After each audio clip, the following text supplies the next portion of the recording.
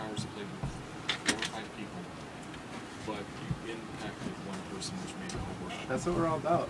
I think we were at our church, and there was a guy, we were telling the story, and there was a guy who was there like a year ago when we started the band. He was like, we don't care if we play like 10,000 people or like 10, but if we say that one person in the 10, you know, he's like, dude, that prophecy like came true. And it's like, yeah, that's cool.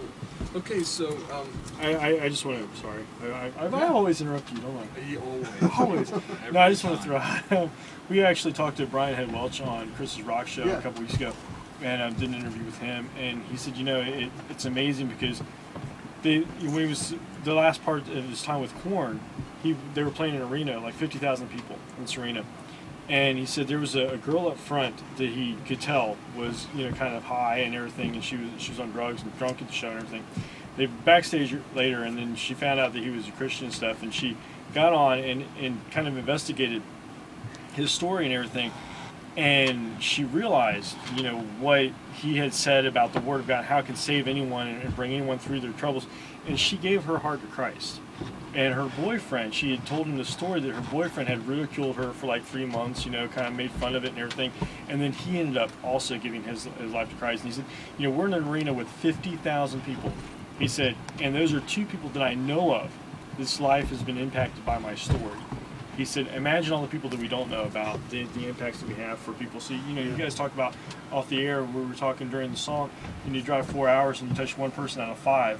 Just imagine the impact that it has when they see regular-looking people playing songs that they like, that they recognize, the sound, the beat, the rockness of it, I guess, if you want to make that a word, can sort of understand and can relate, and then that opens them up to the Word of God, and they're able to be saved by just getting that sort of doorway and finding out that, hey, Christians are just like us. They're the same thing. They like the same kind of music, but there's a word in there, there's a higher power, there's a faith behind that. And I think that just kind of shows, it sort of reaffirms that you can touch 1 person out of 5, you know, or, you know, you can speak to 50,000 people, how many people he touched. I think it's great that you guys look at it that way and realize that, hey, you know, a lot of people say, well, we went and played for 5 people. You're like, well, we played for 5 people, but 1 person was saved, and that's all that matters. yeah, that's our goal ultimately as a band. So that's really awesome for that person to reach out. So, yep.